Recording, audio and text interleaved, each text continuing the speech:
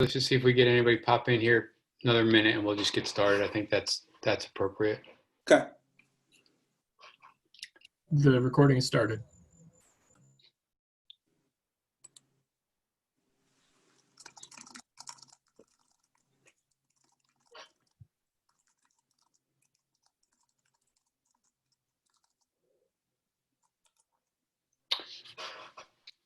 All right, I think we're good to get started. Good evening, everyone. Again, my name is Jeff Menzer. I'm the co-chair of the Reading Consortium Social Determinants of Health and Education Work Group. My co-chair is Ray Avery Jones. I believe she's joining us. She's there this evening. Ray, did you want to say hello? I think she may have stepped away. I'm looking at my notes.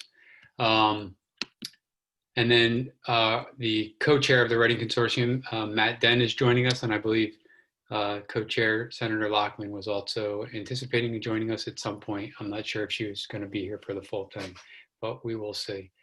Want to get right to the agenda. To get started, if Jason, just to remind the group about our meeting norms. We would ask that you make sure that you're on mute when you're not talking. Use the chat function to ask questions or communicate. And when you do speak, please identify yourself to the group. This meeting is being recorded and will be posted to the public website for the Reading Consortium.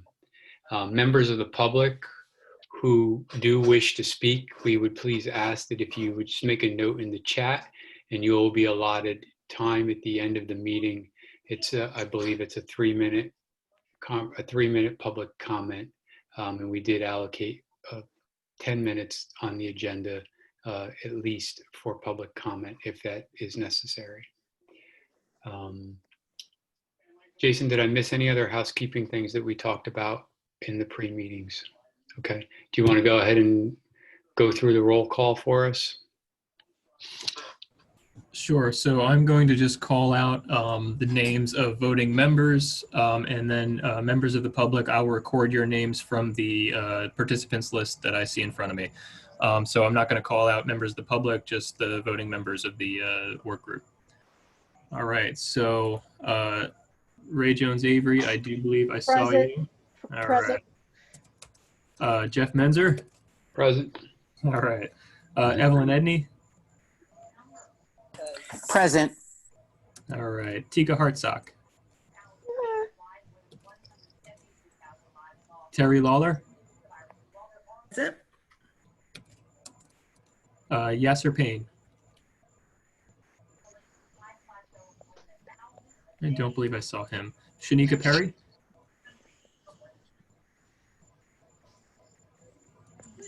Mark Pruitt. Present. Yvette Santiago.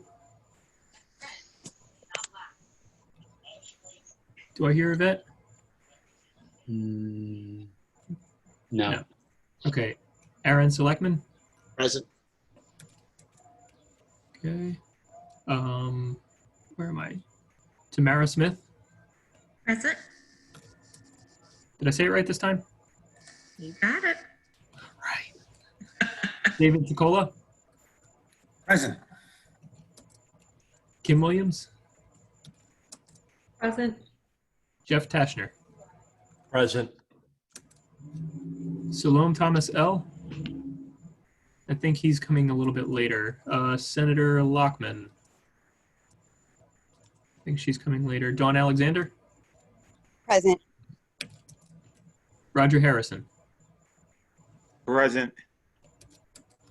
Okay, so that is our voting members. And like I said, members of the public, I'll record your name from the participants list.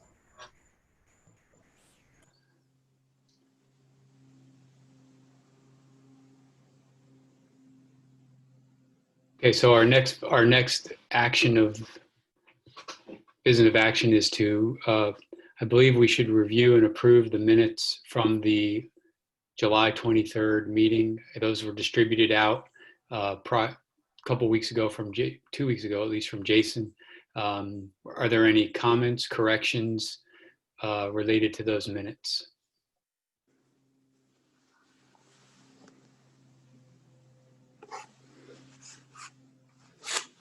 Jason's put them into the chat if you want to take if you need to take a minute.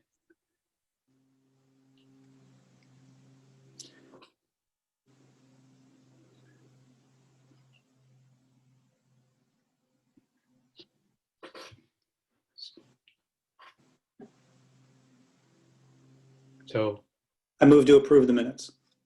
okay, I here's a second. motion to approve, and This is Representative Williams. I second that. thank you. We have a first and a second. Is this a public body, Matt? I guess the question do we vote on that now, correct? Yeah, we have a quorum, so a voice vote is fine unless there's appears to be dissension. Okay. Do we want to just do a voice? We'll just do a voice vote then. All those in favor signify by saying aye. Aye. Aye. Aye. Those opposed, still like sign. Hearing none, motion carried. The minutes were approved from the July 23rd meeting.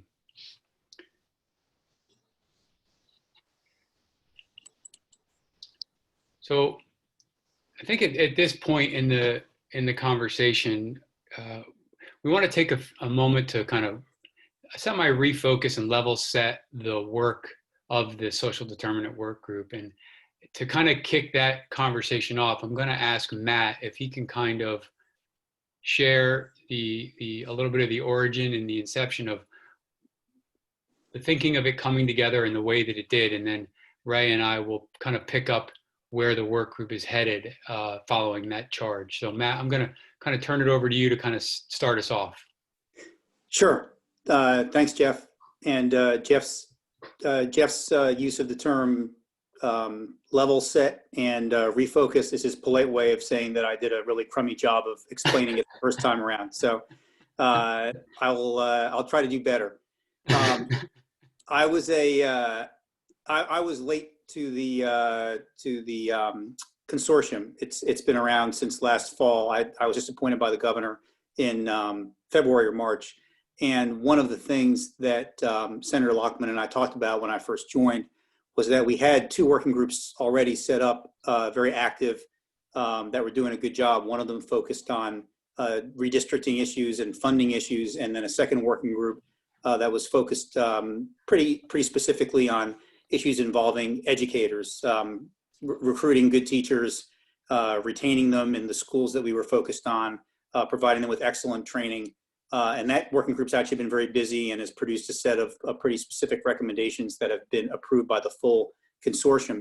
But one of the things that Senator Lockman and I talked about was that those two things are obviously critical, but that for this group of kids that we are very focused on, that we're trying to help, they have a lot of things that impact their lives and that impact ultimately their success in school that don't start when they start kindergarten, don't start once they're in school. When they arrive at 8 a.m., they don't end at 3 p.m.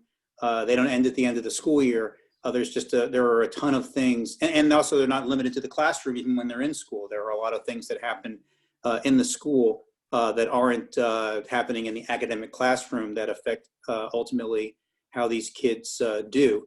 And if we want to achieve what we all want to achieve, which is to help these kids fulfill their potential, that there really was a need to be comprehensive in terms of looking at all of the things that affect these kids before they even start school, while they're in the school building during the day, and then when they're not in the school building, after school, before school, in the summertime, that there's really a lot that impacts these kids' performance and these kids fulfilling their potential that we needed to address as a consortium if we wanted to be thorough in our work.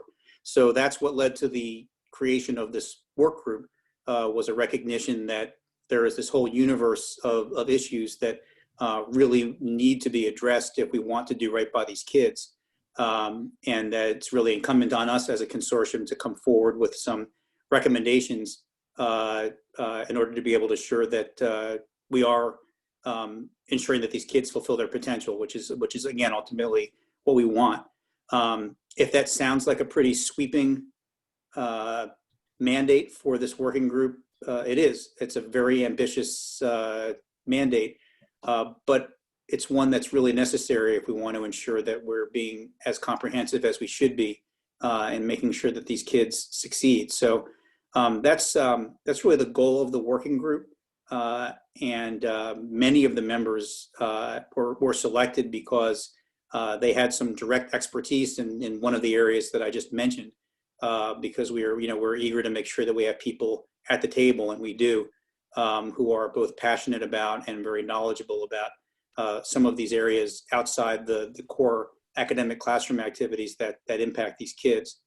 Jeff, I don't know if you wanted me to stop there, or jump ahead and talk about the small groups also. I think let's work through and then come back. We'll come up to that next, Matt. I think that's after the conversation here from Ray's in my perspective, after we were asked to co-chair, and our subsequent conversations around how we envisioned the work actually happening in the work group. I'll kind of share a little bit of that, and then we're going to circle back to the smaller work group conversation. So definitely. Thanks, Matt. And, like many of you indicated in the chat last time when we were going back through the notes, when asked why you joined, I mean, some of you kind of just said, Matt asked, so I did it. And so, that fully understand that, understand that compelling need to join up. But Matt did ask for a reason, and the room is definitely full of folks who fit the bill to what he's describing. And when Ray and I talk and think about the efforts to support Wilmington students, the visual that's up on the screen now is it really probably is the way we see it. There's a lot of people doing a lot of really good work for the interest of kids and students in Wilmington, and we're all working very hard to achieve those goals. And when we think about any successful system to address the kind of challenges Wilmington students are facing, or any students facing for that matter, if the arrows are not aligned and moving in the same direction, they lose their momentum, and they often cross each other, and they slow down the work. The way we are looking at this work group is it's more of a grassroots movement to assess and get a better understanding of the resources that currently exist and that are operating. And many of you in this room are part of those systems, whether it's as broad as a large employee group, or it's a circle in the nonprofit sector, or if it's in the legislature or in the civic arena, or if it's just as an administrator in a school or a representative from the Department of Ed. All of us in this room have networks and connections around support systems that can work for Wilmington students to be successful.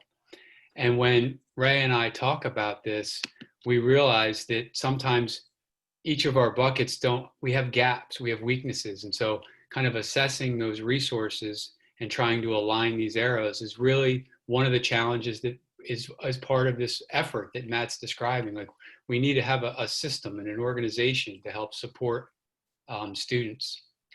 And tonight, we'd like to challenge you that this is something that we need to think about differently.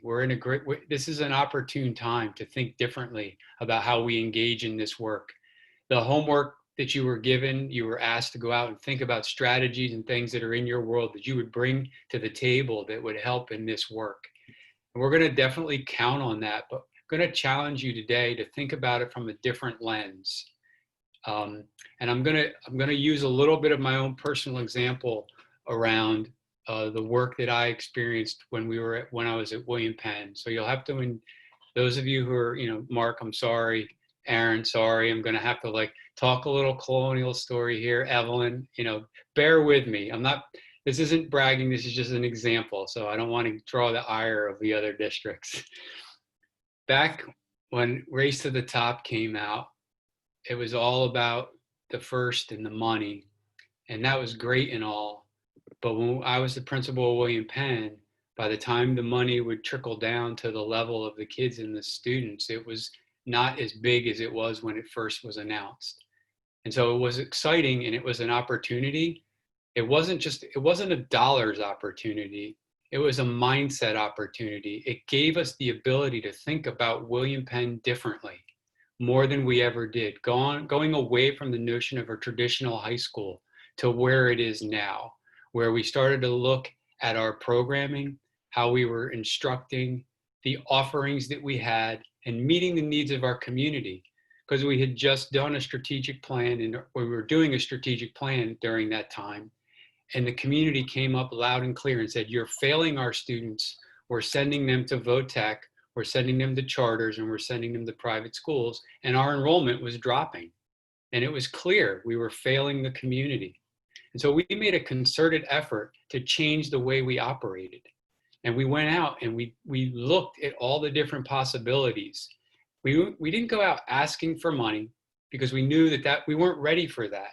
We didn't understand the philosophy of what we wanted to do or become. And so we ended up reorganizing into 3 colleges with degree programs and building these out to be engaging and relevant learning experiences for students, at the same time overlaying this critical ability to read and practice literacy strategies at the secondary level. And now, William Penn is in this space where they're now feeding that energy to our middle schools, who now have specialized and become these degree program feeders to our high school. And the community is excited about what degree their student is going to get when they go to William Penn. What skills are they going to get? Who's going to be their teacher? What programs can they get into? The reason that happened was not because of money, but because we were given the grace and space to kind of develop something outside of the normal context of what a traditional high school looked like. What I believe fundamentally in my core is that is replicable across many different areas, and specifically with this work group. We have an opportunity right now to change the context of how we work with Wilmington students. And I think that is the greatest, that's exciting to me. That's why I said yes to Matt after his pitch to me was a little longer than that one he just did. But that's why I said yes, because I do believe this is an opportunity to change not only lives of students, but change how we as adults function to try to help students succeed in a very challenging time, in a very challenging environment, which is the city of Wilmington.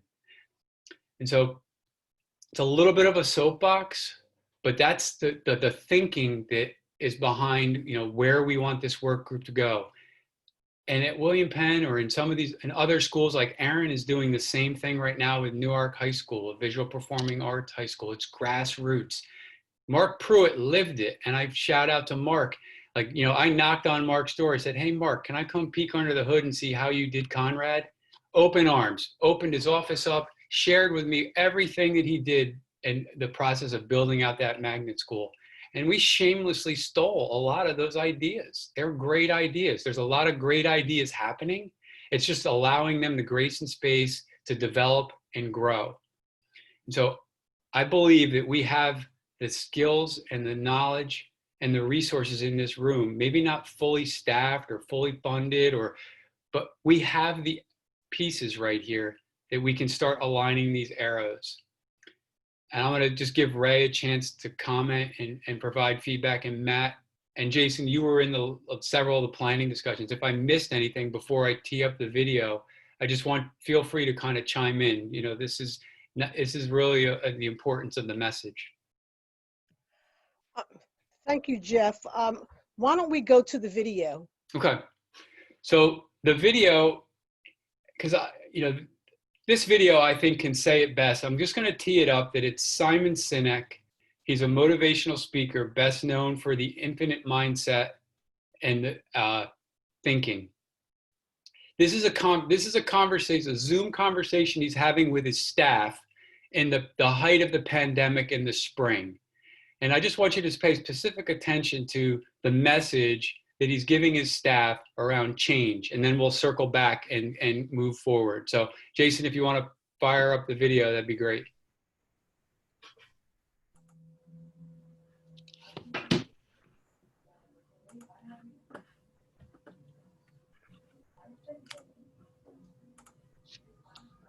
I just did a a podcast interview with some folks in Australia, and they were pushing me very hard to try and explain how the infinite mindset helps in times like these. And I had a thought on that call that I wanted to share with everybody, which is these are not unprecedented times. There are many cases, lists of cases, where change or something unexpected has put many companies out of business and made other companies come out stronger and reinvent themselves. The invention of the internet put many, many companies out of business. The ones who could not reinvent their companies for the internet age, but rather double down on the old way they did business. Every video store is out of business because of streaming, and they couldn't reinvent themselves. When Starbucks moved into neighborhoods, many, many companies went out of business. Many coffee shops went out of business, not because of Starbucks, but because they refused to change the way they did business. They still had an old ripped up couch when you had a better product. Uber is putting taxi companies out of business, not because of Uber, it's because the taxis refuse to change. This is not unprecedented. The fact that something new and this more sudden, absolutely. More shocking, absolutely. Without a doubt. But this is not unprecedented in the business world. And so for us to say, not how do we do what we're doing, but rather, how will we do what we're doing in a different world? And the world is different. And the thing that I said on this interview was, it's the companies that have been investing in will and having an infinite mindset for a long time that will come out of this stronger, because they're prepared. Many of them were saving money as opposed to giving out huge fat bonuses to everybody and spending all the money. And the will of the people is high to figure out a way through it. The ones that are struggling the most are the ones that spent all their money, saved nothing, appeased Wall Street, and the will of the people is low, that people are in survival mode rather than reinvention mode. It's the companies that with an infinite mindset that are reinvention mode. It's the companies with a finite mindset that are in survival mode, regardless of how much money they have. It's the mindset. How are we going to get through this versus how are we going to change to get through this? So I feel so optimistic because we're thinking about the future. We're in a dark tunnel, but there's a light over there. I don't know how far away that light is, but I can see it. But we're in darkness now, but when we come out of there, we will have a better train. A different train. We will be a completely different business. Some of us will have different jobs by the time we get out of this. And that's our opportunity. The opportunity is, what will we be? Not how do we preserve what we had. That's an infinite mindset. And I'm so proud of this team because my attitude is this, not theoretically, but because I'm watching a team go through it right now. I'm watching people reinvent themselves. I'm watching people think about their jobs differently. I'm watching people think, how can I contribute in a new way? I'm watching people say, what could we be? How will we bring our message to people in a different way, in new ways? That will last forever, by the way, not just for now. So proud of you guys, love you guys. Because we are a living example of the stuff that I'm talking about out loud. I get to say, we are doing this. We're not allowing Uber to put us out of business. We're not allowing Starbucks to put us out of business. We're not allowing the internet to put us out of business.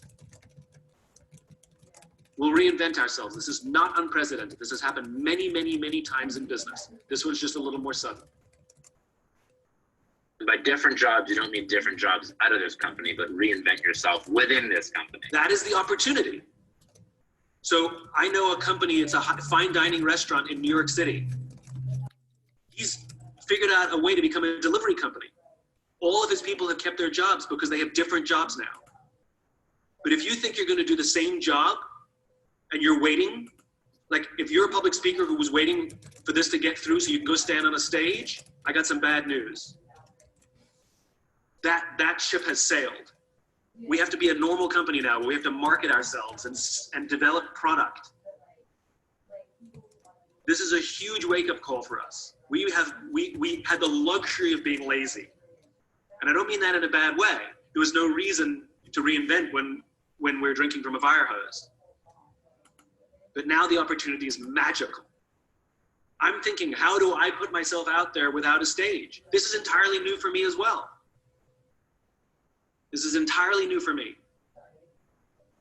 But I'm not worried about what I do. I'm worried about why I do it.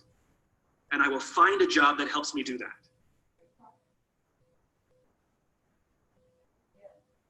I'll make a job that helps me do that. And I expect the same of everyone. And here's the best thing, you don't have to do it alone. We've got each other's backs, we'll help each other. Some of it'll be easy, some of it'll be unbelievably difficult. This is a very, very magical team. We're streamlined.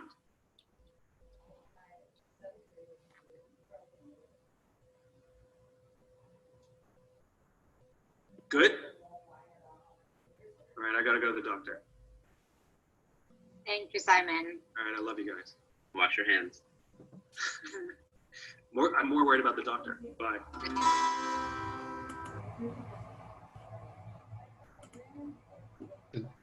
So for the context of this work group, we know the why. It's the what are we going to do differently to get a different outcome. And so I think that that's, to me, if you, Jason, if you go to the next slide, you know, I think that this is how we need to be thinking. We need to take this work group as an opportunity to think differently about how we work with Wilmington youth to make sure that they're successful. Now, Ray, do you want to talk a little bit about that, please? I know she was here somewhere. Thank you. Jeff, thank you so much for sharing that video. When Jeff shared that video, we thought it would be really important and in fact inspirational to share it with you all. How are we going to be different as adults, as advocates, as educators, as policymakers? And so we started brainstorming at our first meeting, but we're pushing ourselves and we're pushing you to say, let's dig deeper. How are we going to be different, and how are we going to approach the task before us differently? We don't want to miss our shot. This is our shot. We don't want to be paralyzed by fear of the unknown, of a pandemic and the economy. We want to be magical, as the speaker in the video, and so that our students will thrive, not survive, but thrive. What are some of your reactions to the video? So Ray, this is Jeff Tashner. I want to jump in. And Jeff, I actually want to build on what you've said. We've used Cynic for maybe 10 or 12 years. I'm familiar with a lot of his stuff. And you said everybody knows the why. But if you look at Cynic stuff, I think most people know the how and the what. They don't know the why. And there's another video, it's about 18 minutes in length, called The Golden Circle he does. That I would suggest you show this group, because I know when we've used it with our people and the organizing institutes, most people they focus on the what and the how. They don't really understand their why. And that's something that we have taught through our Mid-Atlantic Regional Organizing Institute, which has been revolutionary in our organization, people talking about their why and then being driven by that. I'm actually familiar because Laura shared this when you shared it with your staff, with us. And I think Cynic's take on this is spot on, because the pandemic has been a disruption. And what it's really causing us all to do is, the end product's the same. It's a quality education for all kids, but how we're going to do that and the jobs we're going to have and the way we're going to accomplish them is totally different in the future than it was March 13th and before. So I'm glad you shared this with the group, but I would encourage you, Ray, and the planning committee to look at the Golden Circle video and to bring that back in, because it really changed a lot of opinions within the Mid-Atlantic region that I've been working with for the last 10, 12 years. So Yeah, I've used that video. It is a great video, Jeff. You are correct. I'll make a note of that. Thank you, Jeff. And any other gut reactions, not only to the video, but the why? Not because Matt asked. Yasser, what do you think? Well, I kind of came on board late, so I didn't have the opportunity to catch the full video and or the context of the video. So can I just listen a little bit more and then I'll wait? Sure. Okay. Cool. Sure. Anybody else want to share a gut reaction? Hi, Ray. This is Yvette. How are you? I'm good. How are you, Yvette? I'm good. Hi, everyone. Yes, so I think that video was absolutely amazing. It's inspiring and exciting to think about things a little bit differently. I think the why is a big question. And I think as we ask folks, to answer that, I'm wondering if we would all come up with the same exact answer. And I think that, historically, we've been around this issue for a very long time. And I'm wondering if that question was ever asked for the groups that we're working on, is what is the why? And why is that why so important to drive us to change what needs to be changed? And I think that would be a good group exercise. People come from different backgrounds, different perspectives, different experiences. And I'm wondering if that would be the same for everyone.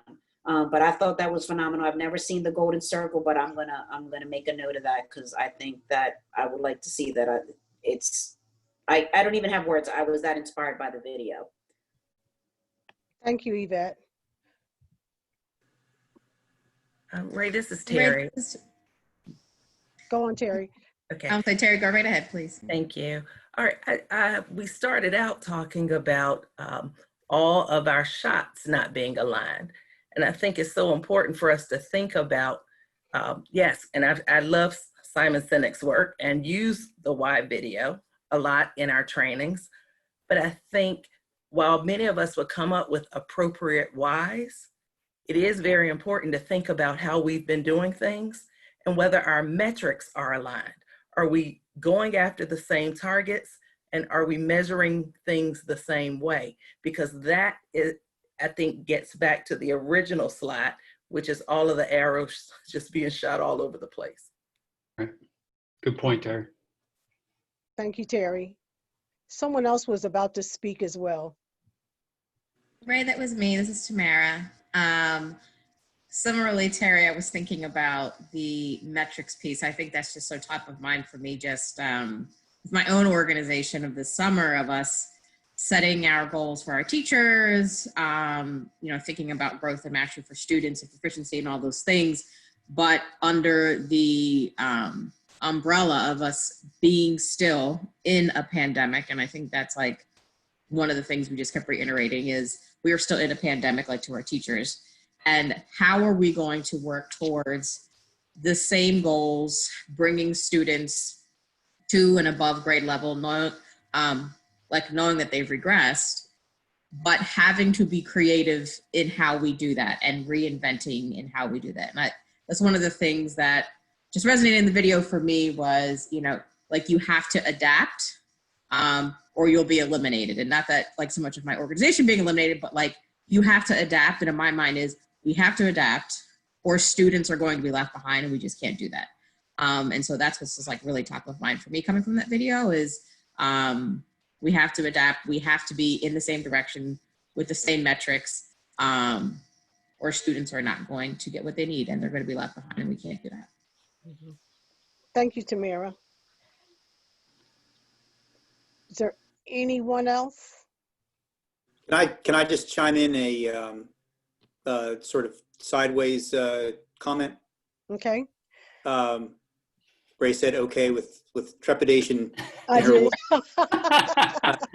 Because I don't know what sideways means. But yeah, I don't know what that's going to look like. But go ahead, Ray. Go ahead. Yes, my only the only sort of comment I'd have on the video as it applies to our work, in addition to what everyone else has said, I think it's a great video, is that, one of my real criticisms of past practices is that we haven't, the theme of the video is you need to try new things, because the old things, haven't necessarily worked and aren't necessarily applicable to the current set of circumstances.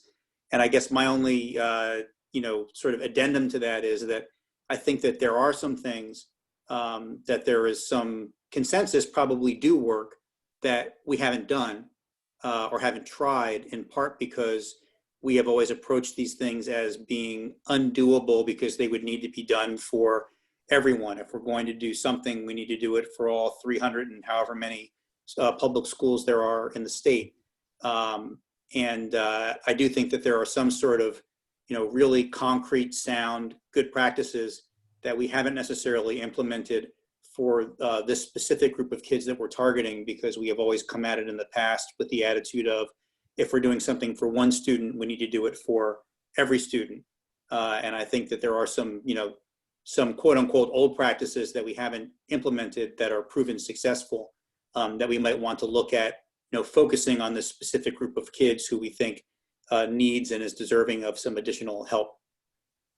I think it's a good point, Matt. I think part of that goes down to, making that tough stand that we are specifically focusing on X initiative and not apologizing for it being focused solely on Wilmington students and putting the resources there. I think many of those ideas you're talking about lose their steam because, as you described, there's not an appetite to push it to a broader audience.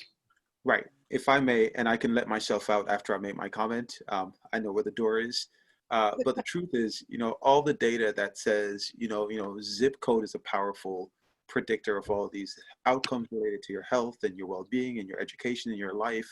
I think we're comfortable saying things like zip code because it's a more comfortable way to say white identity protects and advantages you in almost every single aspect of living.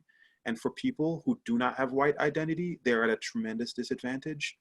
And so what Matt is saying, that equality lens that says we have to give everyone the same thing, it will never work to turn around the problem that we're facing within Wilmington.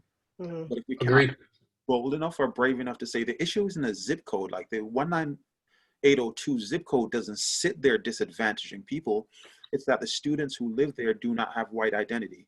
And so if we're going to think about how do we provide something that is like equity based, that acknowledges the fact that historically, as long as we've been dealing with education in Wilmington, if you have white identity, your community turns out okay. And if you do not have white identity, your community suffers educationally. And so how are our strategies, how are our plans going to be like bold enough or brave enough to just like put like gorilla in the spotlight for what it is? Let us move from there, because otherwise we're going to find all kinds of comfortable words, Wilmington, inner city, urban, zip code based. But really what we need to say is, when you do not have white identity, you are tremendously disadvantaged in our system. And if we don't expose it, we can't repair it. I'll let myself out now. No, Roger, well stated. You're kicking the door in, and that's exactly what we must do. Yep. We don't have to. We've wasted far too many years dancing around what needs to be done and said. I would say for me, the question that I'm asking myself is, how is Ray going to be different? Not the things that can be done or the strategies. That I will get to that, but I'm asking myself, how is Ray going to be different? How am I going to think and operate differently than I have? Several years ago, I would say right before WEIC, I had made a decision, a personal decision, that I was no longer going to speak in public as an advocate about public education, because I had been speaking for 25 years. And I believe that I had become a sounding bell and a clanging cymbal where people were no longer listening. And I didn't do public speaking. I didn't write anything. And recently, just listening over the last month or so to Congressman John Lewis's charge to us that we must speak up and stand up and not grow weary and not get tired. And so one of my changes is going to be, I am going to unmute myself. That's one of the changes that I'm personally going to do. And the other thing that I wanted to share without taking up too much time is living in Wilmington communities. Since my family relocated here from Pennsylvania, I was still a child, and seeing the changes and hearing as an adult and as an advocate working with J Street how people speak. When people even say Wilmington children, it's either a sigh or something in the tone of the voice that even the children themselves know that people think that they are not capable. They know that. And so so when our parents at Christina Cultural Arts Center saw the changes in their children, because we were focusing on their assets and their gifts and their talents. And we started a charter school. When you say the word charter, you might as well be using profanity. Really, I have a long time relationships that were fractured, and in fact, the demise of those relationships occurred. I didn't even know what a charter was. I didn't even give a damn what a charter was. What I knew was that parents did not have, Black and brown parents did not have private school money to get a different kind of educational opportunity. And so it's an experiment. And so we're going to have to do some experimentation. And yes, there are strategies that have not been tested, Matt. But we talk about being courageous. This work group is going to really be required to call upon every fiber of courage that we can muster. Absolutely. We absolutely are. And we went, all of you were asked for a reason. Who has this on their email? Educating the mind without educating the heart is no education at all, from Aristotle. Is that you, Terry? Yes. Educating the mind without educating the heart is no education at all. And so to the speaker that talked about metrics and are we measuring the same thing, we're so preoccupied with data points that we forget about other measures of success. So I'll stop there. I know we want to talk about the work groups. We want to hear from you all, like what makes sense. We don't want you to come to a meeting once a month. We're not going to make it like that. And Senator Lockman and Matt Den have put forth a very aggressive timetable for us. Yeah, why don't we move on to that slide, Jason? I think that's the next one. Matt's already done that. Go to the backward mapping one. Jason and Matt, did you want to walk? Jason, you want to walk through this for us, kind of the thinking around this backward map? And we'll make sure everybody gets a copy of this following the meeting, because it's kind of small print. Yeah, I'll make sure I provide this in a much more visually accessible format. But you're all educators, you're all familiar with back benchmarking and backwards mapping. And so we made a conscious effort to look at what the end results we expect will be from this group, and try to just go meeting by meeting, how are we going to get there? What do we need to do to get to some point at the end here? And so we started with February 2021's consortium meeting as why am I paused? Hold on. We can still hear you. Oh, you can still see the screen too. Great. Yep, screen's still there. Okay. So we started with the February 2021 full consortium meeting as our kind of, not end point, but a big point here. And at that meeting, we expect to be able to present some recommendations and seek a consortium vote on them. whatever those are. And, we're not going to, well, this backwards mapping process doesn't decide what those recommendations are going to be. It's just the process for how we expect to get there. So that means in January, our January meeting, we've got to finalize those recommendations and a package, which means we've got to vote on recommendations. If we look at December, there will be a December full consortium meeting on the 10th or 17th. We expect we'll give some report out, but we don't know what that's going to be yet. Which means we've got our own meeting in December. We'll finalize the date for that. So we'll try to develop an operationalized, actionable framework for that recommendations package with sort of a strategic plan type setup so that we know exactly what the action steps are, whose responsibility those action steps are, and what resources are going to be mobilized to make those action steps work. Between meetings, between the November and the December meeting, we expect that the small groups will be mobilizing resources, enacting whatever initiatives they've identified, and that sort of thing.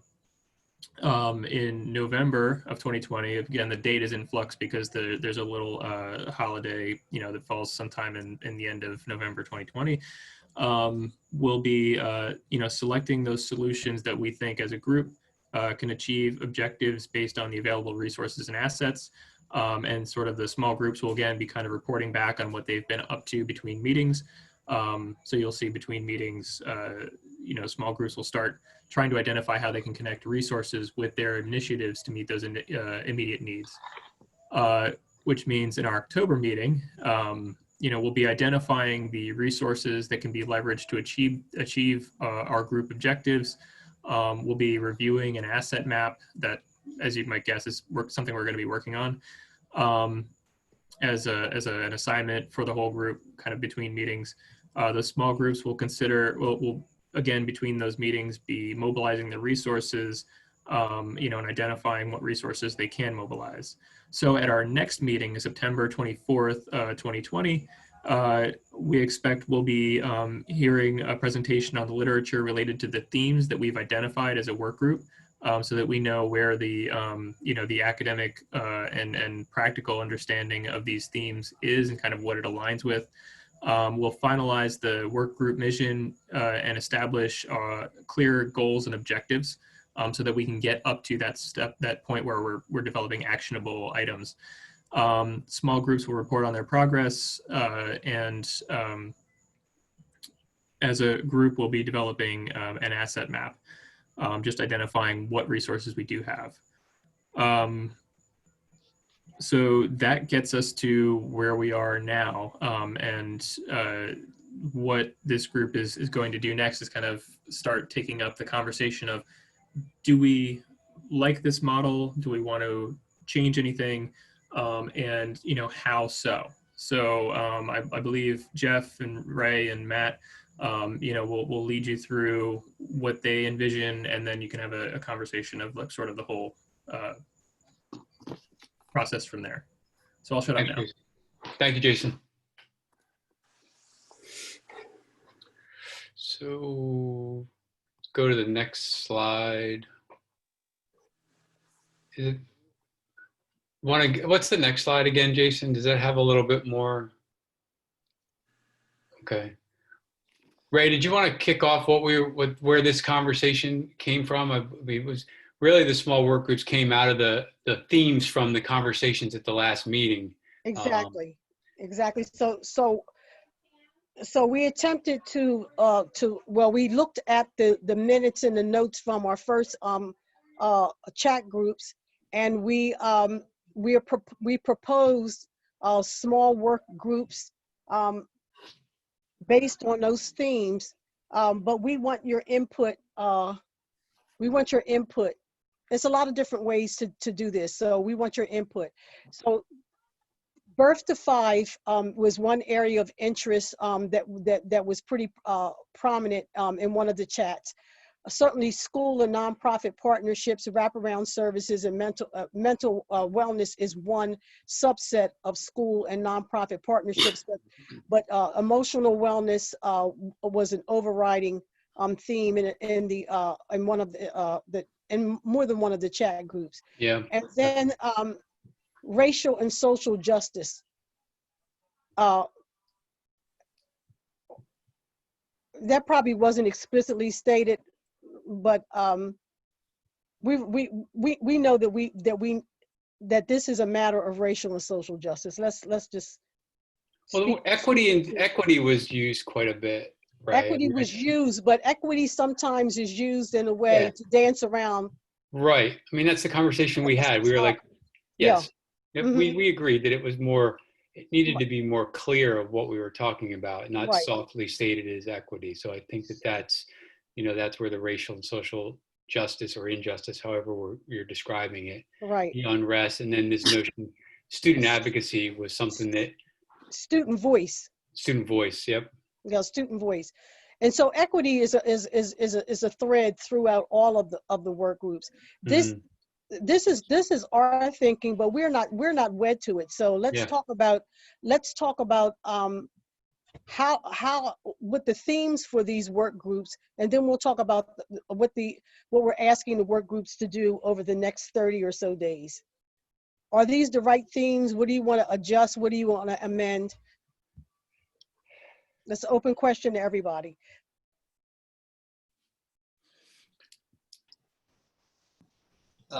This is Aaron. Can I just ask a question? Please. Sure. So, like Jeff, I was moved by your soapbox story about your experience there at William Penn, and really the language that you use around programming, instruction, and offerings, right? Those are the things that move me as well, and that fundamentally drive a lot of the change and creativity and things that we're doing here and that I've done at other schools. And I think personally that's some of the skill that I bring to this work group. Where is that? Is that in here in these groups? So Aaron, that's a good point. And part of the work that I did with William Penn that was beyond the walls of William Penn was more explicitly around probably school and nonprofit partnerships and wraparound supports. It was bringing in organizations like communities and schools to help work with families. It was actually bringing in business leaders from Bank of America, Chase, Nixon Medical Wear, like some of the larger corporations. I had a group of business leaders who advised me around dropout rates and graduation rates. And we would meet quarterly, and they were the ones who were like, well, what can we do to help? And because they never understood the problem. So it was kind of actually, to your point, Aaron, we had all these great academic programs and things, but we're educators. I don't know what it looks like in the real world. So they came in and started talking about like, look, this is what we need in the real world. These are the kind of employees, the kind of customers. This is the way they need to be acting and thinking. And what can we do to get there? And so when they started talking, I'm like, oh, well, I have this program here. And, it's not related to the school, but it's a nonprofit, it's community schools, it's Job for Delaware graduates, it's YAP, it's one of these organizations. There's these folks who are helping families like, oh, well, you need more of them. How can we help you get more of them? And it's actually leveraging that dynamic relationship of the program and the academics to the community that has resources and can leverage some connections for you to expand. So it's really looking at it differently. It's like constantly selling what you're doing to people from a different lens about how what we're doing is going to help you in the long run.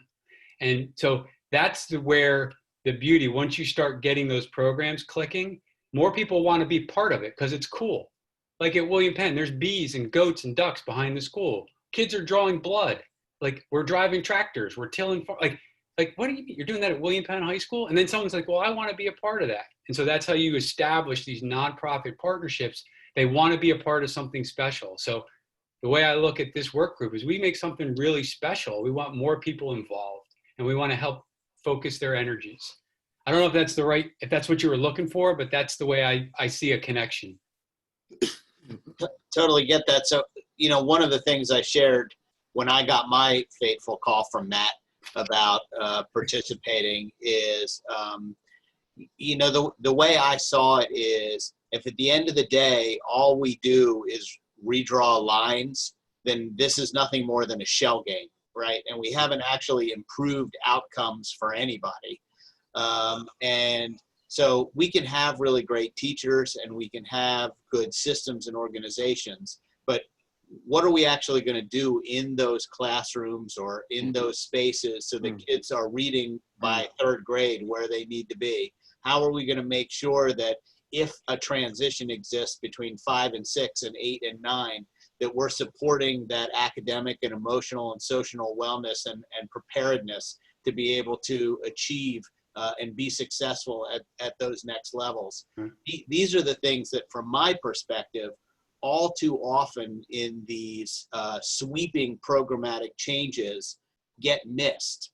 And that is we put together these really outstanding sort of broad brushstrokes and frameworks and outlines of really meaningful programs.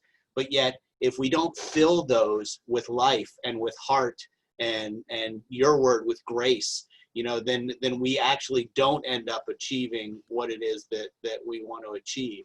And so I would just advocate that somewhere in all of this, what we do with the children matters just as much as how we do it and why we're doing it. Agreed. Absolutely. So I want to jump in because Brad and Ray and Aaron, I mean, among others, but definitely you three comments have I feel like you've given me now permission, right, to really say what I really think. I always say what I think, but like Ray said, you know, interestingly in this time and moment, I've also been trying to think about that question: will I be different? You know, maybe I should be more quiet, even though I've received more opportunities to speak now than ever. But you know, I understand what you're saying, Ray. As a younger person trying to do a lot of what you did, you know, sometimes you sound like, you know, you can come off as, you know, this kind of symbol, this eerie symbol around justice, and you know, and we always, you know, but we're always questioning where is the change. So I get it. But since you three spoke, I got to jump in to answer your question though really quickly, Ray, in terms of these small groups. So keep in mind, for me, you know, I see, you know, these three groups, and definitely I think my work most resonates in group 3. I am trying to think hard about what other groups or what other, you know, groups we may be missing and all of that. But I think this captures well, though, you know, what we discussed, what was covered last time. I think I fit best in 3, racial and social injustice, but I'd be honest with you. And, you know, as I'm listening to a lot of things, you know, I kind of want to know, and I mean this seriously, like you know, what are our limits here, right? So, I agree with Aaron, you know, and if you're going to use language like racial and social injustice, particularly for someone like me, right? I would just want to make sure we're using the same words, but do we mean the same things, right? Or what do we mean by social injustice? Because I think about that differently, right? And if we, you know, and we got to be all on the same page so that we don't, so that we can make something happen together. So that's something that jumps out at me, like us defining what some of these terms and concepts kind of mean. We don't got to do that right now, but it's just something to kind of think about. I think we need to, for what it's worth, we need to galvanize, organize, operationalize a lot of the racial and social injustice energy inside these schools, right? Or amongst these students, or inside these communities. For me, that is empowering, though. It doesn't sound scary or even threatening, right? But I am aware enough to know that it may sound that way to some others.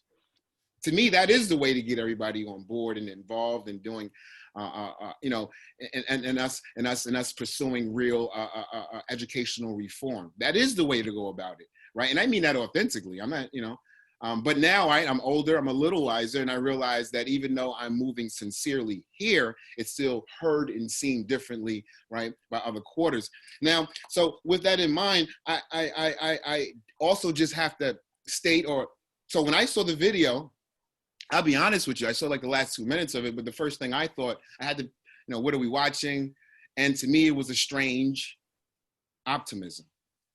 It's the best way I can describe it, right? That person who was speaking was not speaking for my reality, and I'm not trying to knock what I heard. Hey, it sounded good, actually. It's very inspirational. All right. But I don't necessarily think about addressing the kinds of issues that we're going to deal with in that way. It's a cultural mismatch, in fact. That kind of energy, even the way it was produced, all of it, right? It works well in the professional community, right? But that kind of approach may not work as well, right? And I'm just being honest. For me, and I'll close with this: real educational reform at some point with the Reading Consortium. I mean, if that's what we're really after, right? Well, we got it. Let's just be, let's figure out what we're going after now, though. But if that's what we're after, because that's what I heard, then it means we have to challenge power in a real way at some point. Now, if that's not what this is about, I get it. I understand. And I really do. I'm not even being sarcastic, right? Because we do got to be smart in these moments. But given some of the language that I've heard, given my conversation with Matt as well, right? And I get it. I understand, right? For me, right, that's the only way that we help poor Black Wilmington, right? And I promise this is my last word here, right? And so this is what I said to Dan Rich with regard to WEAC, right? Good friends, have tremendous amount of respect for him and what he's accomplished in his career. I want to do the same one day. But if the intention is to really solve the problem, the educational issues and challenges for Black children in Wilmington in a large way or large scale, and really, if that really is what the goal is here, and I believe you, Dan, want to accomplish that, right? And others, then keep this in mind, Dan.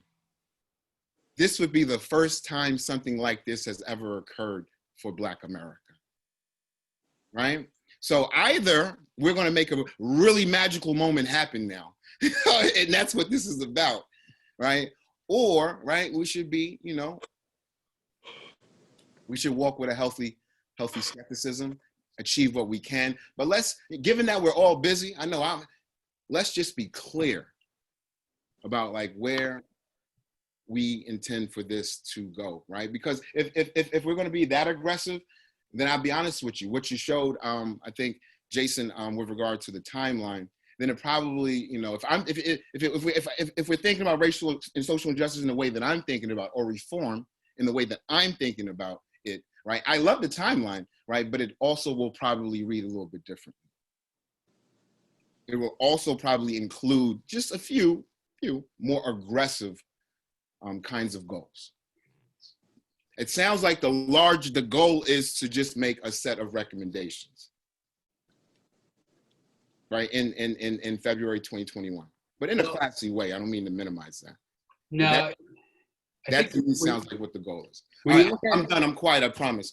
Well, you inadvertently made yourself the chair of the racial social justice work group. I mean, that's clear. No, I'm kidding. But no, you well stated. And I don't think this should be more than just a recommendation, Professor Payne. This should be things that are actually going to make a difference. Okay. And if it means having the conversations that you're describing, that's the conversations that need to be had, and it needs to be teed up that way. I don't think it can be soft, and I don't think it can be quiet. It does need to be bold. To me, you asked about limits, and I'm speaking from myself. I don't think we should have limits right now. I don't think there needs to be a limit. I think we need to push the bounds. If we're going to actually make a difference, that's the only way, is to push the limits and be told no. And I can only reference my experience as where I was as the principal of William Penn, right?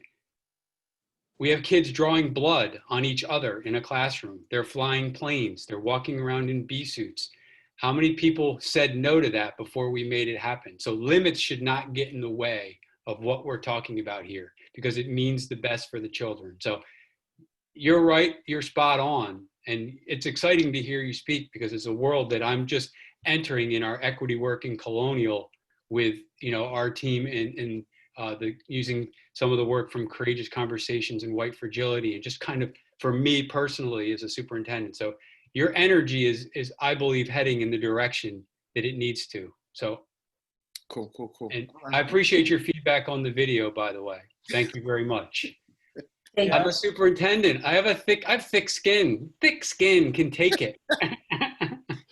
Hey, Jeff, it's Yvette. To that point, I mean, I know Yasser mentioned, we just making recommendations, so then I would then push the group based off the comments that I've heard. In addition to recommendations, why can't we have an action plan, a sound action plan for those recommendations to say, we don't want this to just kind of go off into somebody's email and a group read it and, nothing happens, but a sound action plan tying resources to it and even a timeline, because sometimes, recommendations can get caught up in the abyss, and with no action plan and no definitive resources tied to it, it kind of falls on deaf ears. So I would recommend, let's push.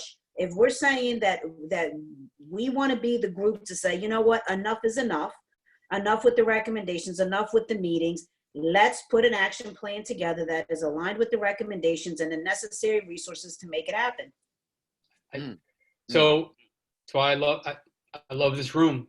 I mean, the energy and the people in this room I think the folks in this room are the right folks, as Matt teed this up early on in the conversation. And I agree with that wholeheartedly, Yvette. I agree with Professor Payne. And I agree, with Ray and her message about what is she going to do differently? It's about what are we all going to do differently? I'll tell you, thank you for those of you that are just speak, and other people. We're all in different positions here. I don't see any limitations.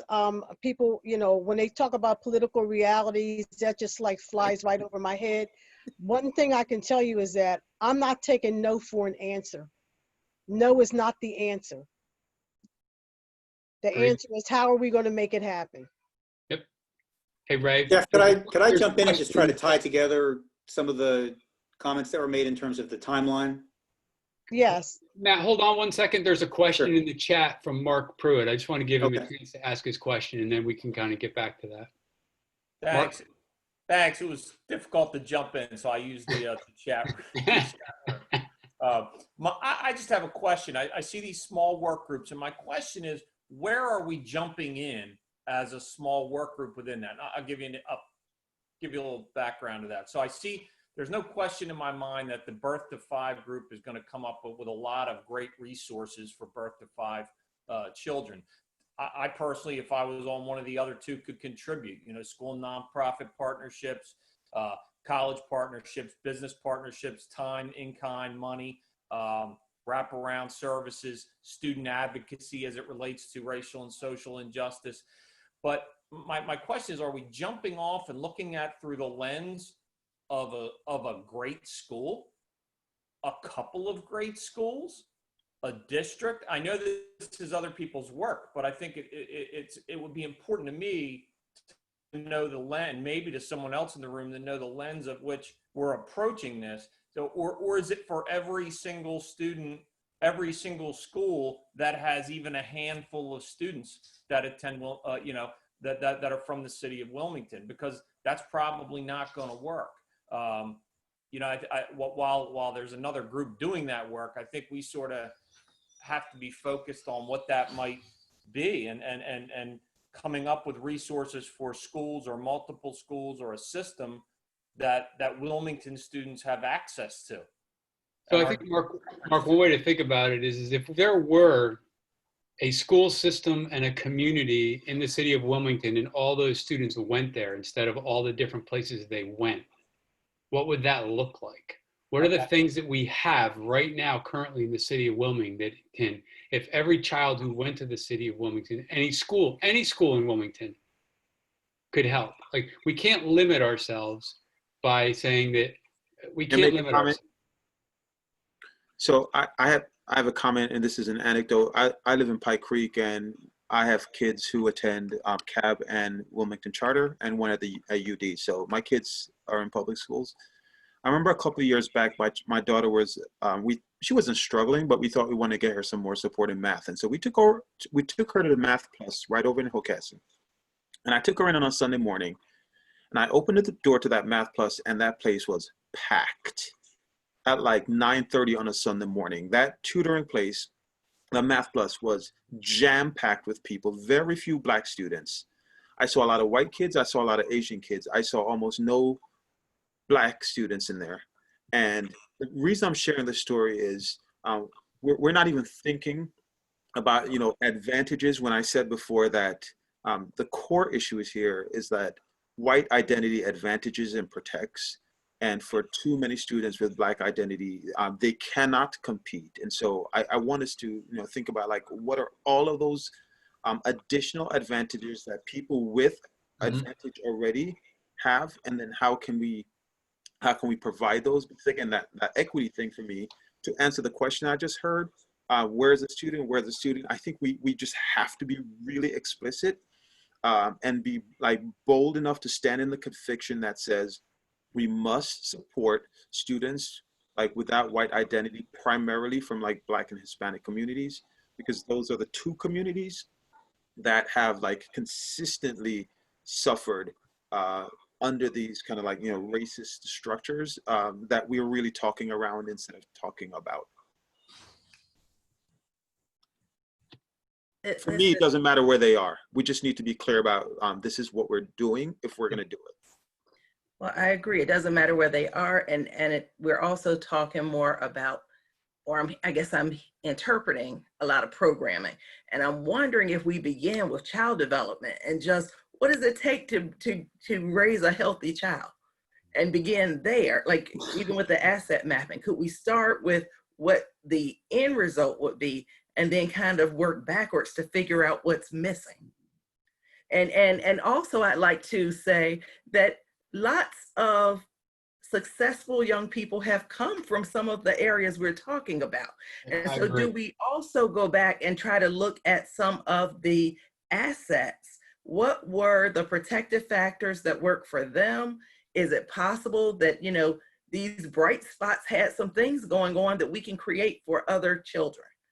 So, Terry, I agree. I want to say, I want to jump in here and say, looking at some of the programs, things that we are doing well, and why aren't we taking what's going well in some of the programs and replicating, making the case for replicating what is going well. And I work in Colonial, so I need to jump in on the Colonial, but there are things that we are doing in our Birth to 5 program. All of our programming is full day now with our 4-year-olds. We have on-site before and after care. We're utilizing the lottery. So we have a system in place when every single family applies. If the child has an IEP, they automatically receive services. If the child does not have an IEP, we have a weighted criteria to ensure that children who most need the programming that we offer are the first ones who are offered the programming. Because when we talk about white identity and we look at early learning programs, what we see is that people who are in the know are the ones who often jump the line and get the programming and have access to the programming before a lot of other families do. So there are things that have been put in place that we can recommend be replicated with fidelity in all of our city schools. So when I look at the nonprofit partnerships, when I look at early learning, we have a Colonial Readiness team. Ray, you know, we have the Wilmington Readiness team. I've been a part of that readiness team, as have a lot of people from Christina Cultural Arts Center. The work that we've done with readiness teams has been profound, yet we don't have every district in the city of Wilmington participating in readiness teams. And when you have readiness teams, you have parents as teachers, 211 Help Me Grow, Stand By Me, and the food bank, and on and on and on, partnering with programs, with families, with educators. And so we have systems that we know work well, but what we don't have is a commitment of every district or of every program implementing what's already there and going well. So I say that we identify systems. Not only do we address racism, not only do we address, we know and don't know. We know a lot of what needs to be done, but I believe that a lot of our work needs to be looking at what is going well and how do we make an action plan for what's being done well to be replicated and to hold people accountable for replicating those programs and those services. Thanks. So we're coming up on 6:17. Doesn't appear that there's any public comment. Thank you, Dawn. I want to just ask Matt, if we don't have public comment, do we have to have the public comment section can we just kind of plow through and talk over it? Has anybody signed up for public comment? Doesn't look like it. I just wanted to, I think I would like to keep the conversation going right up to 6:30 instead of stopping with 10 minutes for public comment or whatever. I think that's fine, especially if nobody signed up. So we'll just we'll let the record reflect that there was no public comment submitted. You know, I wanted to kind of follow back up with Terry's point about, you know, really talking about the success stories that are out there, that there's people students from Wilmington who are successful. Like those are the kinds that we need to find out more about, why and the what, and those stories need to be told, because too often the wrong stories are being told. And I think that there's an element of that to this as well. It's about how we talk about Wilmington youth and how we carry, even as educators, how the things we say sometimes aren't what we're actually saying to the broader community. And I just think there is an element of what Terry's describing there, beyond just finding out what the assets were that those students had to become successful, or to move on to whatever success they've faced or they've earned. Ray, I'll turn it back over to you on the work group conversation. Well, I'm trying to listen to, I am listening to what's being shared by our members so that we can, this is what I think I'm hearing, and I'm not going to be able to cover everything. I heard maybe one person respond to, are these the right work groups? I heard a lot of questions about process. Like, how are we going to, once we're organized into these work groups, how are we going to approach the work? Are we looking at promising practices? You know, how is that what is that some of the things that I've heard? I've also heard embedded in those comments about promising practices, telling stories, taking an asset development approach as opposed to a deficit approach, which is what we do, and how to consider those realities. But then there's also the system that perpetuates inequitable conditions. So I'm not sure if we're going to settle on these particular work groups. Again, I'm not wed to them. I'm a big early learning advocate. But if we're gonna codify these work groups based on age and child development, then where's the middle? Where's the middle and secondary?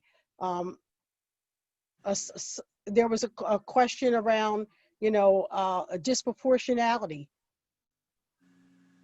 Mm-hmm.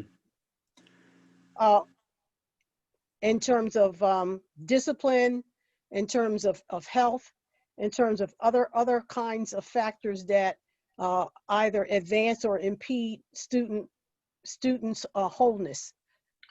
So Ray, maybe one way to think about it is, all those things that we're hearing are all subsets or parts of these larger groups. If these larger groups can be the driver or the wheelhouse of those smaller conversations, I mean, are we comfortable with these being the broader stroke statements, and then the leveraging the passions and the strengths just falling in under them? The connection is there.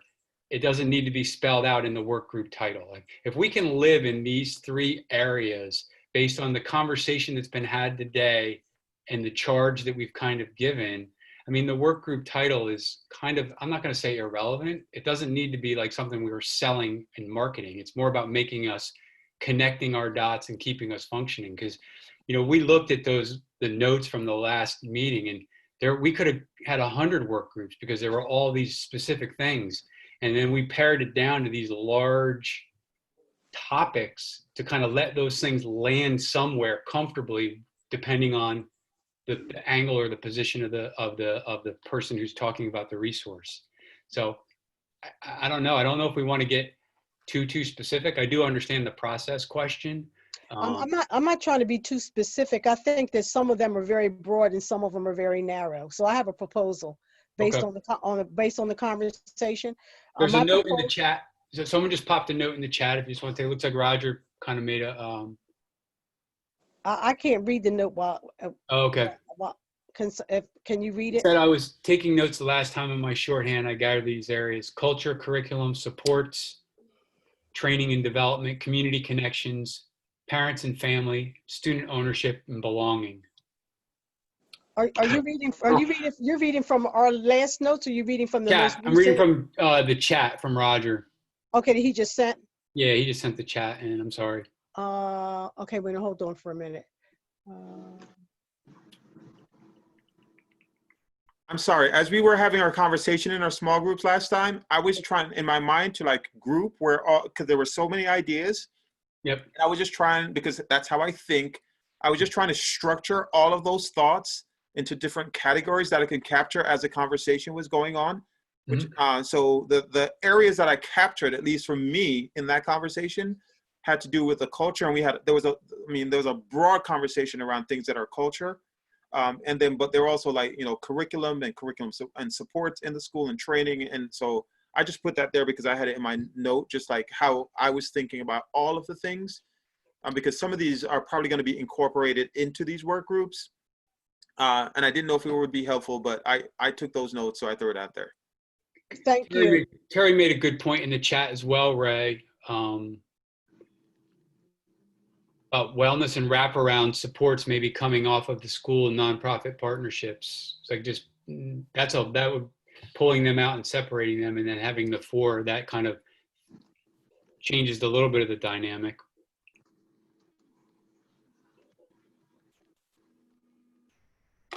Okay, I have a question. I have a question about that. Can I make my first proposal based on this conversation? Yep. My first proposal is that one work group be focused on child development. You can change the nomenclature, and that birth to 5 is a subset of it. That it not be that. Okay.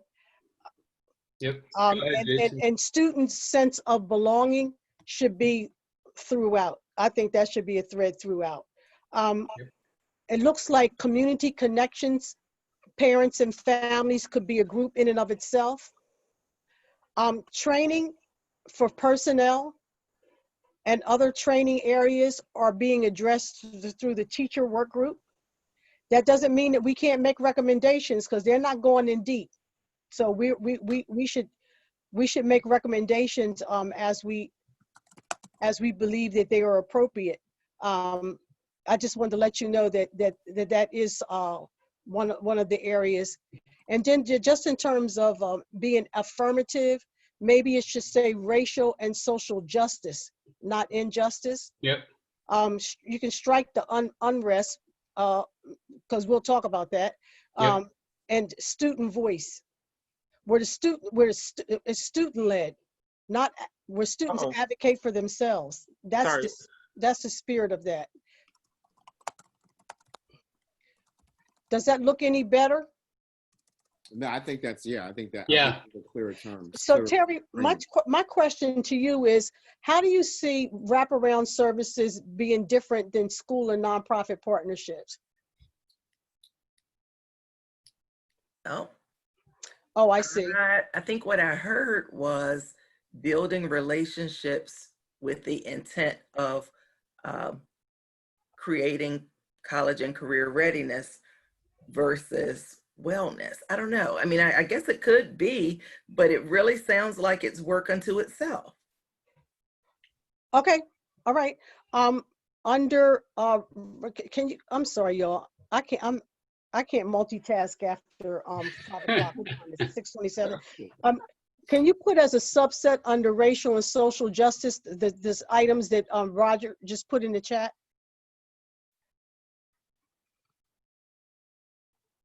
I think Jason, he was talking about cultural competence and curriculum and training in that regard, very specific. Cultural awareness, sensitivity, anti-racism. Right. The things Right. Is that good? Yep. Okay. So there was a question from Dr. Blackston. Yes, hello, everybody. Dr. Minzer and Savory, thank you. One of the questions that I had, I've been listening to everybody. For people who don't know me, I am from Delaware State University. I work very closely with Jason. One of the comments that I had was, through all the work, and I know Dr. Minzer's worked very well at William Penn. I was former Appoquinimink School District, long time administrator there, and has worked in Philadelphia as well as the CEO of Vision Quest. One of the questions that I have is, with everything that we've got going on, to really be concise with Professor Payne's comments and all of your other Payne, has the committee identified the clear issues that impact the small work groups? Because within that framework, if you can clearly define the issues by pulling that onion back, then some of this work will probably kind of lay out itself. I looked at the small work groups that Ms. Avery had laid out in child development. And the question I would have as somebody just coming into, what is the clear issue for child development with the young people and the children of the city of Wilmington? The other one is, what is the clear issue? What is the overarching issue of children beginning grades to 5 years old? What is the issue? In terms of racial diversity, what is impacting the kids in Wilmington from a racial perspective that they're not getting? So when you're able to clearly identify it, and like I said, I know there are multifaceted types of issues, but there is a common theme here. And so if we can identify that common theme, then we can lay out, because I'm hearing a great deal of ideas in terms of services and ideas of what we can do, but yet I have not heard about what are the clear issues in terms of what's impacting the city of Wilmington from a broader perspective. And I know they're this big, but how can we concisely, as a group, break down there so that we know what we can provide for the services, so that we don't, one, duplicate services, but we also providing the absolute services that are most needed based on the most significant problems within the city of Wilmington. Dr. Minzer had mentioned what he did at William Penn in terms of bringing in those nonprofit agencies. And I remember him saying years back, is that this is the absolute issue right here, and this is how we're going to address it based on that. So that was my comment. Thanks, Professor Blackston. So I want to give Matt. Okay, Jeff. I wanted to give Matt a chance to talk a little bit about the small work groups. Okay, excuse me. Before we do that, and Matt, at this point, I'm not sure, but before we leave this call, I would like to have people volunteer to lead the work groups, and then we can give a more clear, yes, like guidance based on the conversation tonight. And there, I mean, we can figure this out. Do we want to just have them email Jason, who's interested in what work group and who's interested in leading, and he can collect them all and get them back to us this evening or tomorrow or something like that? And I mean, he can do that in terms of membership, but if we can identify who's potentially interested in co-leading or leading, that would be helpful. If somebody knows that right now. This is Kim Williams. I just want to make a comment. My concern about wraparound and mental wellness should not be aligned with school and nonprofits, because they're going to be one of the same. That's the way it originally was. So Yeah. we'll pull it apart and put it back together again. Go on and put it back together. Sorry. My suggestion, I mean, just really fast, I know we got to get out of here, and I know Matt has to speak. I still, just based on our conversation, I still see those three groups. Just my vote, that's it. I'm whatever the team decides I'm with. But child development, I do like the reframing in terms of the language. School and nonprofit partnerships, and racial and social justice, to me, are the three core groups. I think wraparound service, wellness, health, community connections cuts through all three groups. Good point. In addition to some of the other things that we've raised. Now, with that said, I think the gentleman that just spoke, I think he has it's a very worthy and valid comment with regard to, what is the core issue, right? I would say, even though we got a pretty ambitious and aggressive timeline, because we got to get something out by February of next year, so it doesn't give us a whole lot of time. But for me, I think we're in this kind of organic space. And I think we just need to stay here just for a little bit longer, right? So meaning what? Meaning whoever are the co-facilitators or leaders of these groups, we need to figure out, right, probably between now and the next meeting, what we mean by these groups, right? Yep. And, you know, so child development, what do we mean? What are we interested in, really, when we use that language? Same thing with, you know, school and nonprofit partnerships, and definitely with racial and social justice. And in figuring that out in a very natural and organic way, we will arrive at, you know, the issues that are of most interest at the very least for us here. And I think then we can nail and narrow it down. I think to do it now or to force it too fast, you know, I agree. Not get to where we're trying to get to. So that's it. Good point. Yeah. Great point. I agree. And I agree also. And it's incumbent upon us to see where the duplication is or where the overlap is, and to consolidate where we can. So, Matt. Yeah, this really ties back to a lot of what people have been talking about and asking about, including Dr. Payne saying, you know, what's actually going to come of all this, you know, when nothing's happened before.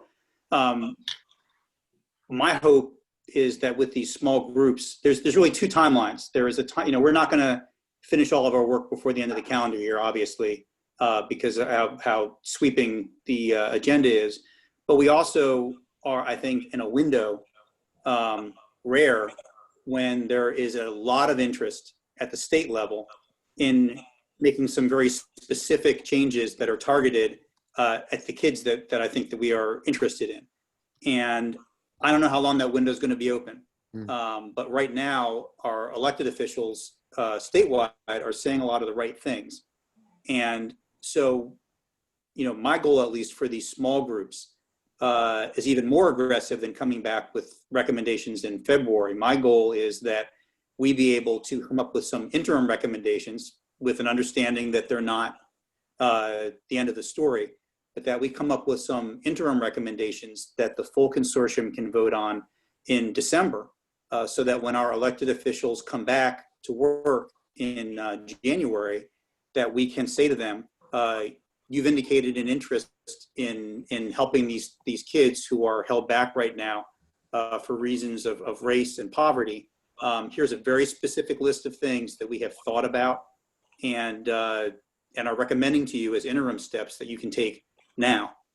Because again, we don't know if 3, 6, 9 months from now, there's going to be that same level of interest and commitment. So with these small groups, you know, I think the hope is that even between now and our next meeting, that they will begin to be able to talk about some understandably interim, but very concrete steps that we'll be able to recommend to take advantage of this, this rare window. And some of them may be doing better things that we're doing now, but some of them may also be doing, you know, ambitious new things that we are not doing now. And I for one, certainly hope that there will be some of the latter too. But I just wanted to jump in before we adjourn to make sure that that was out there, that the goal for these small groups is to do a lot of work amongst themselves in between our larger working group meetings, and to work our way towards being able to make some very concrete, very specific interim recommendations to the full consortium in December, so that we've got an agenda that we can put in front of our elected officials when they come back to work.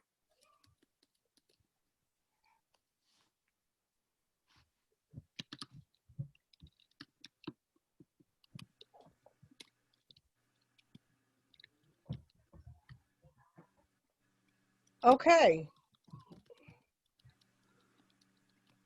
Any questions for Matt? Okay, so we have a couple of people. Oh, I'm sorry, I'm in a place, I'm not even in my own house, but it's a lot of kids in here. That's all right. So what we're going to do is, I think the organic conversation in the nature that Professor Payne indicated around this, it's worth kind of letting it marinate a little bit as we move forward. We have some really great framework here.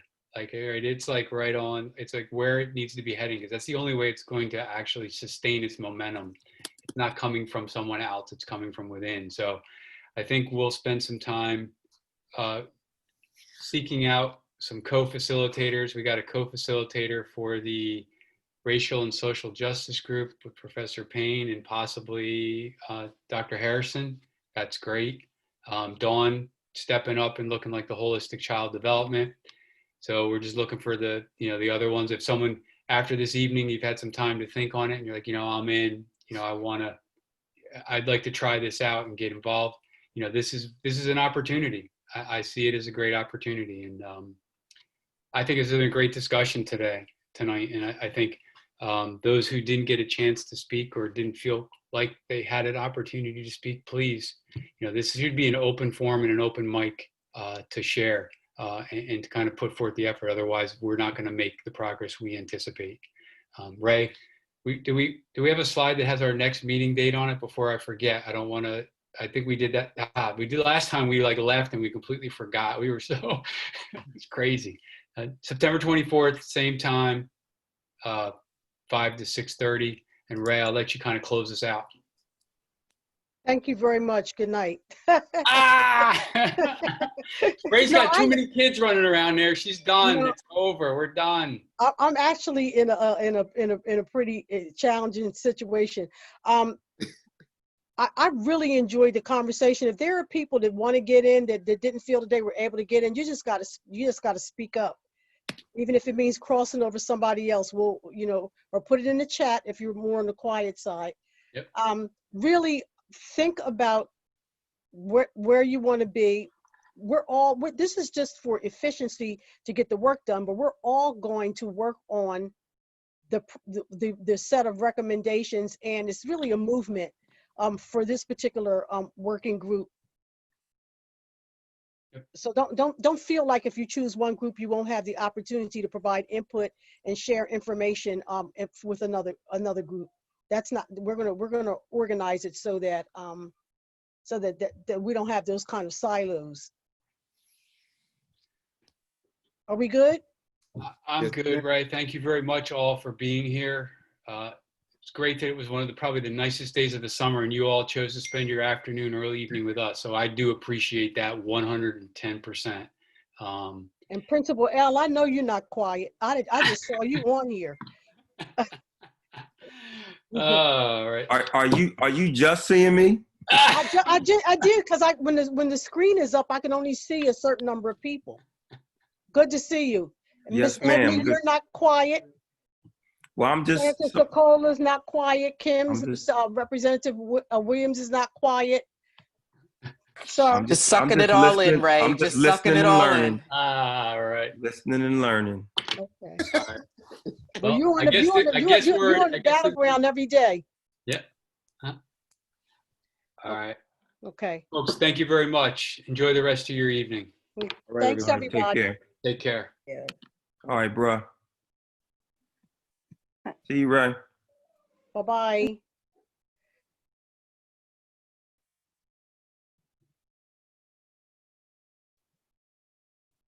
Thank you, Jason. Are we the only two on here?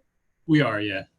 That I know that's not what the kind of corporate culture, all the planning meetings and do things a certain kind of way, but these people were asked because they're thought partners. Mm-hmm. And they're here to help us to think through. Yeah, of course. I think we got a little closer by having a more of an open conversation. Mm-hmm. Absolutely. I think, what we set up in terms of the backwards mapping was a proposed process. If you are the bosses, if you folks decide you want to use a different process, that's okay. And I'm just here to support, however the group wants to work. No, I'm not talking about the backwards mapping. That's very high level. What they're asking us to do is to, what I was talking about was the work groups. Mm-hmm. So the work group's ideas were refined based on the conversation. Right. And I think that's important. I don't want to come with a prescribed set of where we're trying to get to and not utilize these people's intellectual capital. course. No, that's not what I was referring to. But within the context of the work groups, they want a roadmap. And so they want us to say, start with defining the purpose of this work group. And articulate clear goals and objectives. But when in the articulation of clear goals and objectives, are we going to state the theory of change? Are we going to state what we want to see as opposed to getting mired in what the problems are? It sounds like they want a combination of the two. You know, what are the set of conditions that we're attempting to change? Why? And what does success look like? That's what they're asking. They're asking for us to outline, give them a framework to guide their work. So we'll talk about that the next time we have our planning meeting. I thought it was a good meeting. What did you think? Yeah, no, I thought it really was. You know, it seemed like everyone has a lot of ideas and passion, and I think it's really nice to see that everyone does care about. Oh, hold on a second, we're still recording.